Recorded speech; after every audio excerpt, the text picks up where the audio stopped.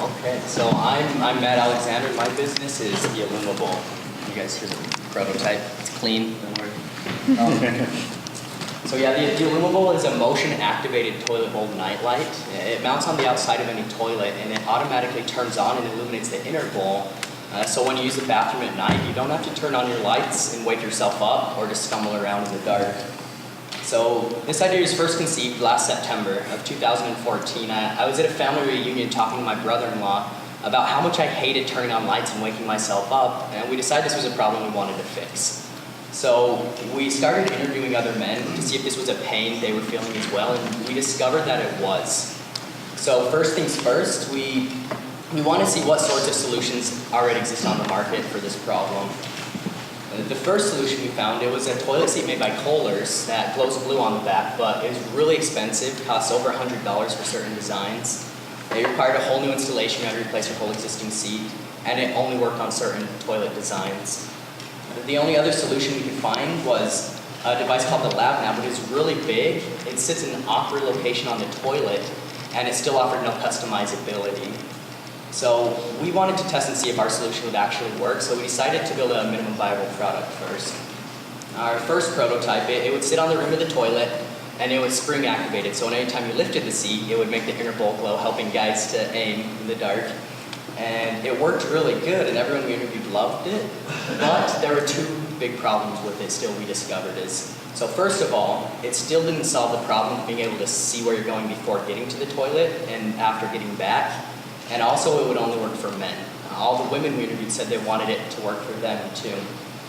So we realized that our value proposition, it wasn't just helping men to see when aiming, but it was helping people in general see where they're going when using the bathroom at night without having to wake themselves up with bright lights.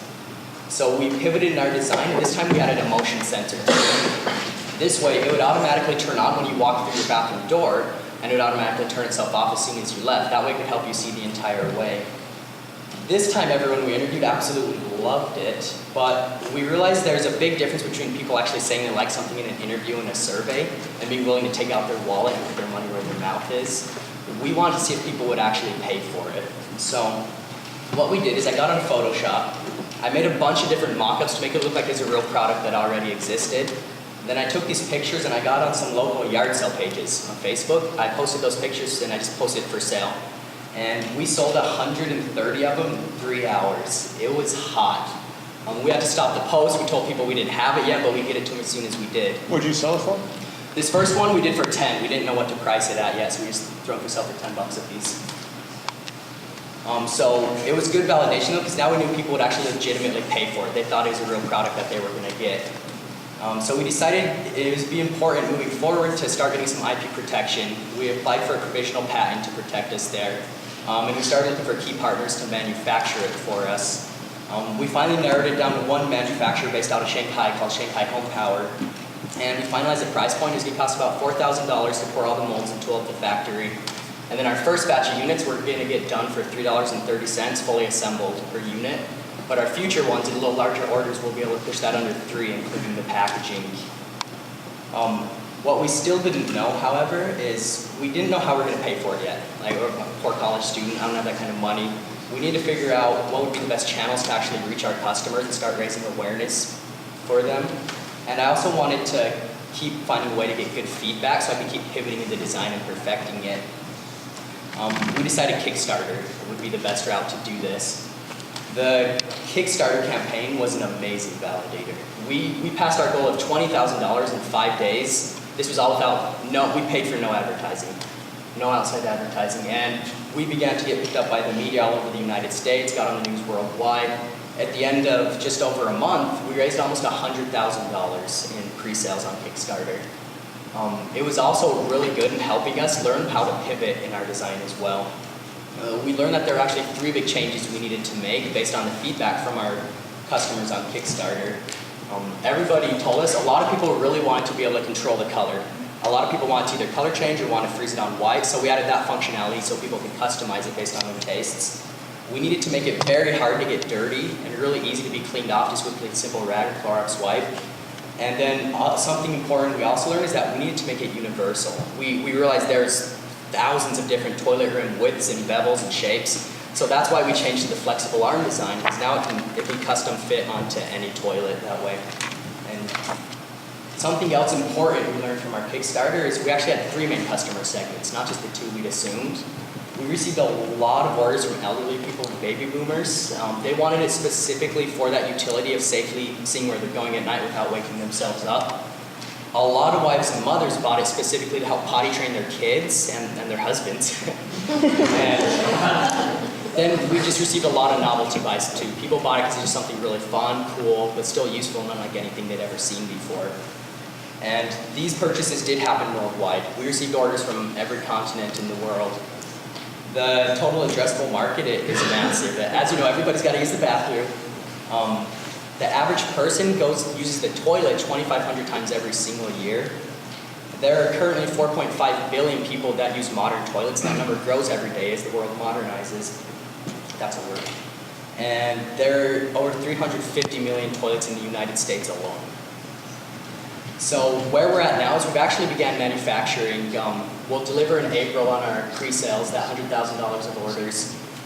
We began the application process into the major retailers and started to work with distributors to get into the worldwide market. Shark Tank, they actually came to us and asked us to apply after seeing the Kickstarter. So we applied and we'll hear from them between April and July, which would be an amazing opportunity for a key partner there. And one really important thing is we've learned throughout this process is we've kind of come to realize that our true business isn't just the IllumiBowl itself. While the IllumiBowl has the potential to make millions of dollars in sales, as a single product it could only scale so big. We've come to realize that the true business is all the behind the scenes, that system we set up. So what we're doing is we're using all the momentum and popularity of the IllumiBowl to get into all the retailers throughout the US to build up that system. And then we set up our business under the name of M2 Innovations, and we'll be able to use that same system to plug in future iterations of the IllumiBowl and then future product lines as well, because we'll have all those channels built out. So this all has been possible because of the business model Canvas. It helped us go from a simple idea to $100,000 in sales and the founding of a scalable, sustainable business all in less than 3 months period of time by following that process. We're M2 Innovations. Our first product is the IllumiBowl, and we're just getting started. Thank you.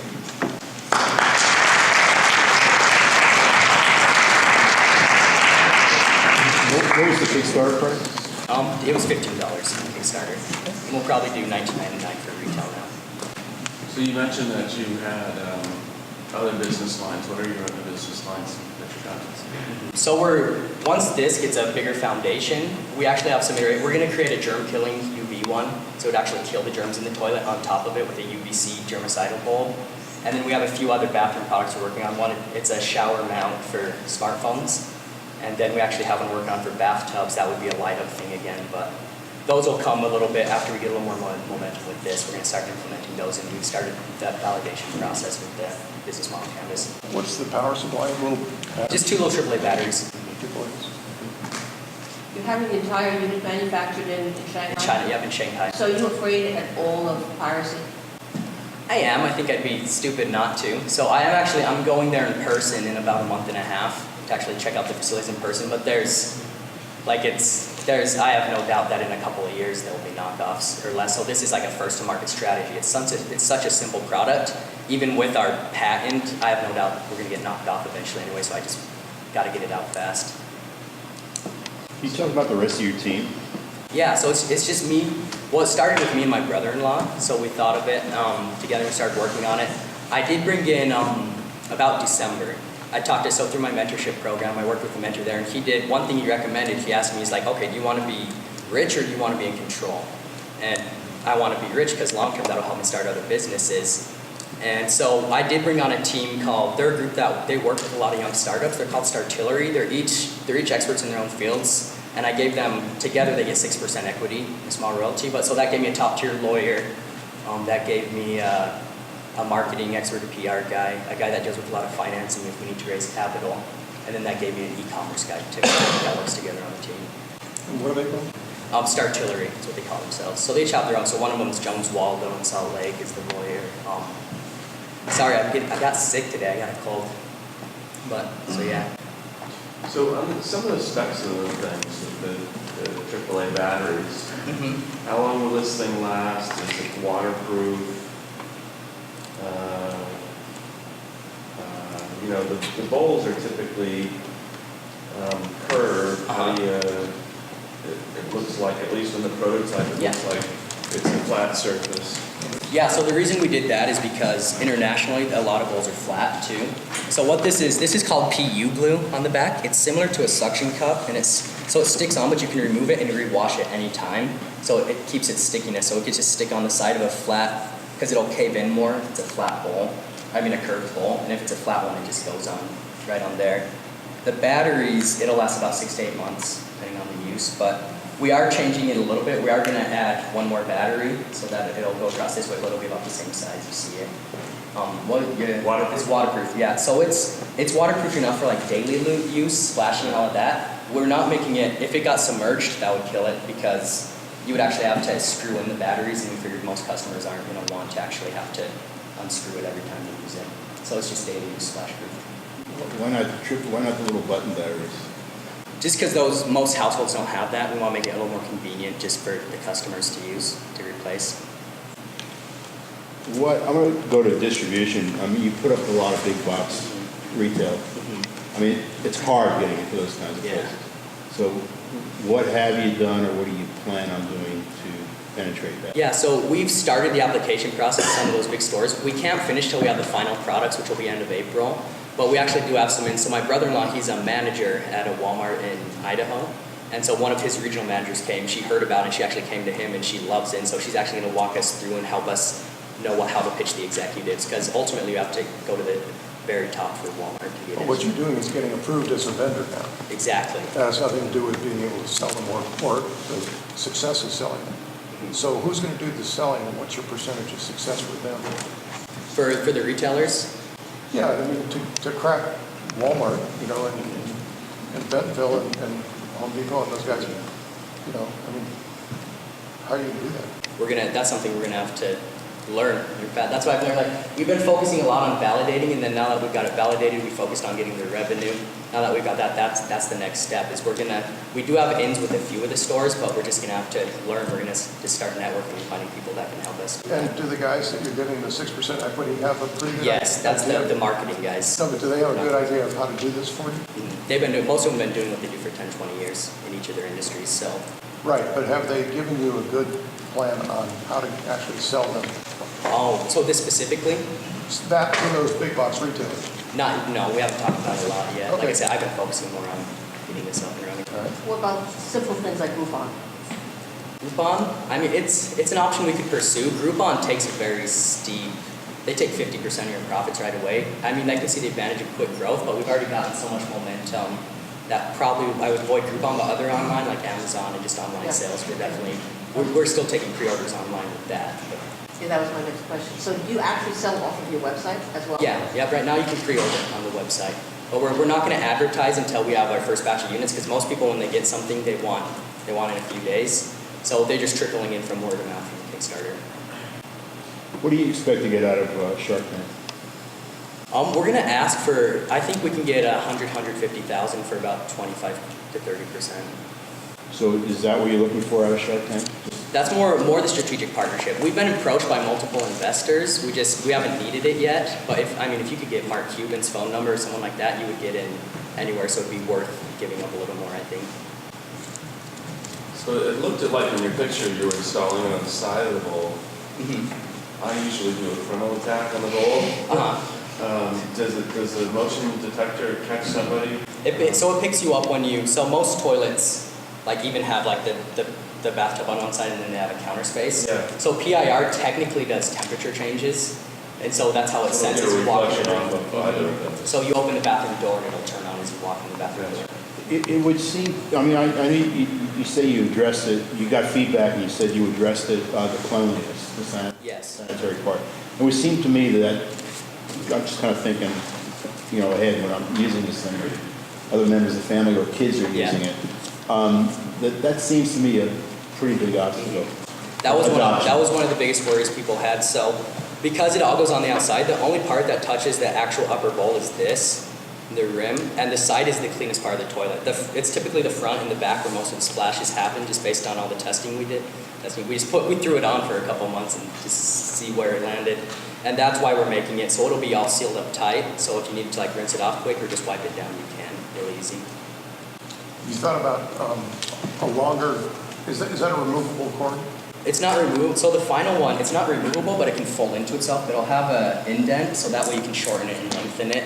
Based on your toilet, you'll be able to fold it in on itself and stretch it out longer. You might want to think about doing that on a phone jack and having the cable be longer and replaceable.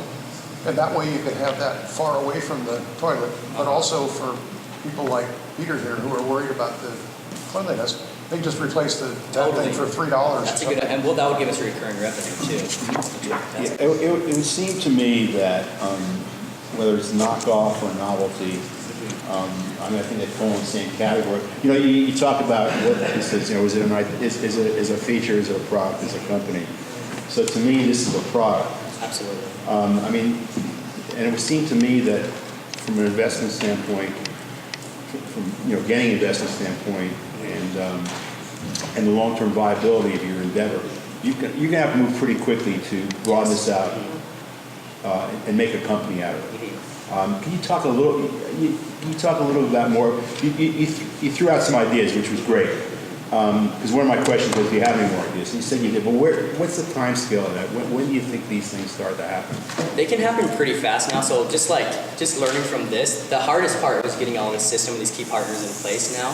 So I can get them in. So basically, once these are manufacturing, it'll kind of be purring along, so to say, and I can just start implementing the other ones here. Like we're already validating. So when I have.